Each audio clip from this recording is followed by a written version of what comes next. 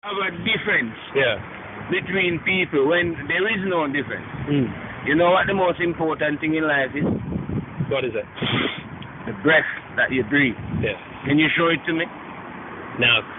Well, in that instant, it is showing you the importance of the invisible over the visible. Yeah. Yet we believe more in what we see, don't we? Yeah. Here people say, if I don't see it, I don't believe it. Tell me, you're a sheep man. What color is your mind? It doesn't have a color. That's it. Well, go and ask me as a black man or a white man. We see a white man, say to him, or a Japanese man, Yeah. or a Chinese, or whatever man that the man want to call himself. Yeah. Ask him what color his mind is. Yeah. I bet he doesn't know. Yeah. Because we don't have a color. Yeah. You know, what you are looking at is my vehicle. You know, like I see there's a vehicle passing. But do you notice that the vehicle is having a driver in it? Yeah. Did you notice that? Yeah. Well, this body that you are looking at is my motor vehicle. Yeah. And there is a driver in it. Yeah. You understand? Yes. Don't mistake the vehicle for the driver. They're together, Yeah. but they're not the same thing. Like water in a bottle. Are you from Oldham? Yeah, I learned all this wisdom in Oldham. This is the wisdom of the owl. Yeah. So you're saying it's from owl? Yeah. From Oldham. Well, you remember what I tell you about the owl, innit? Yeah. In mythology, in Western mythology, the owl is the guardian of wisdom. Yeah. Why? Because the owl is a bird that can see in the dark. Well, when you acquire the wisdom of the owl, you can see into the darkness of the spirit of the human soul. You understand? Yeah. Because the human is, I could be tricking you now, telling you a lot of lies, and you wouldn't know it. Not now, but I could tell you a lie and you wouldn't know. Yeah. Because you cannot see me, because I'm in the dark. Yeah.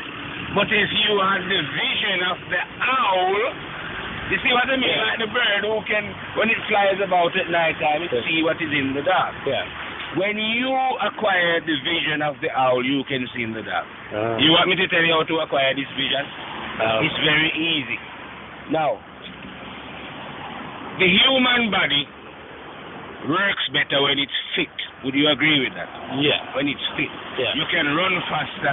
You can do a lot of things more efficiently. Yeah. Wouldn't you say that was correct? Now, it will still work even when it's not fit. You notice that? Because I'm not a fit man, but I can, throw a ball, but I couldn't run like you see ball. Now, the human mind is like that. Yeah. Yeah. It works even when it's not fit. But if you get it fit, it works more efficiently. Yeah. You get the process. Yeah. Now, what kind of things would you need to do to get the human mind fit? Quite simple. If you are a liar, you mind some people are liars. Well, lying is not compatible with a fit mind. So if you want to get fit now, you've got to stop lying. Yeah. You stop being lustful, stop being greedy, stop being racist, stop being all. Well, at first, because you're so used to doing all this evilness, it will be difficult. Yeah. Hence the fact when you train in the physical body, at first it seems hurtful and pain, of course, but the longer you persist, the easier it becomes. Yeah. So the same process we're going to apply to the mind. When you're getting rid of all this dirty thinking that you've been doing, all this hate, jealousy, prejudice, all these things. First it might be difficult, but if you persist, after a while it now becomes dead easy. Yeah. You know, like some people say to me, well, who is God or what is God? Can you tell me what water tastes like? No. Oh, you must say, why can't you tell me? You drink it so many times. And yet, so you see, I cannot explain who God is to you, but you'll have to taste God. Yeah. So I can teach you the way how you can taste God. And which is what I tell you. You have to look into your own being. And then when you look into your own being, because everyone knows their own fault, when you will find that you're a liar and jealous, and these are the things that is blocking your development. Understand? Look at your mind as a glass. Now, a glass can either be clean or dirty, and that is the nature of the mind. It can either be good or bad. So, imagine that water is the truth. What would happen if I pour clean water into a dirty glass? It would get dirty. It would get dirty. What would happen if that same glass I take it and clean it and then put the water, that same water in it? Well, the water would stay clean. Water would stay clean. Hence the fact why I'm advising humans to clean the mind. Otherwise, the truth of God cannot enter into such a mind. You understand? Because it whirls around and all kind of dirt, but only because of the state of the glass. So you, as a human being, has got a responsibility. At the end of the day, only you know who you are and what you are and the faults that you have, because I cannot see you. But you can see your own self. If you want to put it another way, the Father within you can see you plainly. Because you might not realize this, but you can only keep secret from other human beings. You cannot keep it from I. I don't know if you know who I is. Do you know who I is? Well, I put it this way then. That sun that you see in the sky, this sun, when it shines, it ain't particular shining light for black or for white or for man or for woman or whatever. It shines light for the all, for everyone. Now, what you want to do is use your imagination and realize that what you see out is also in. Now, inside, we have the same light that shines on the whole human psyche. Over here in the West, they call that one conscience. You know what I mean? But it's not conscience, it's actually the master. I call that one the terrible and dreadful one. Do you know why? Because from a man born into this world, doesn't matter who he is. He could have been Buddha, could have been Muhammad, could have been Jesus, could have been whoever he was. He had to receive light from that sun. Would you agree with that? Yeah. Good.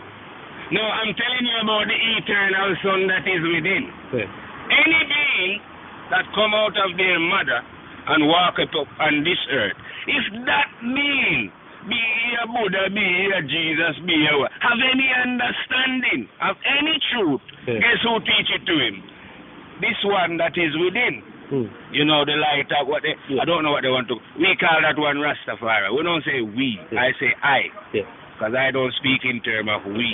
I don't join a congregation, and I'm in no congregation. So I am, my teachings then, all right. I'll give you an example. If you should say to me now, because you know that if a man learn to drive, somebody have to teach him. If he learn to build a house, somebody have to teach him. You don't just learn things like that. No, I am not an educated man, so I've got no PhD. I know I have never seen an education in school, as a matter of fact.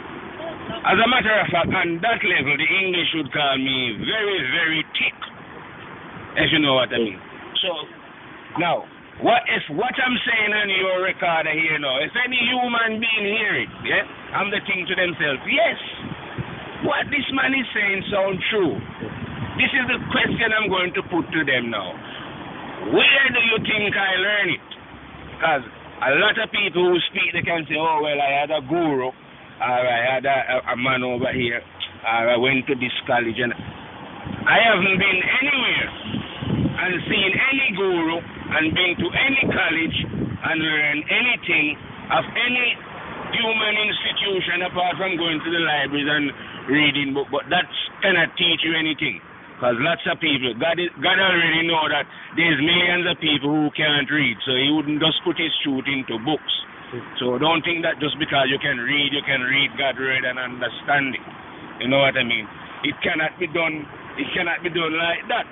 No, like I say, what I'm speaking, I had to learn it of somewhere and someone, and I have got a teacher. The only thing is, my teacher is not in the physical.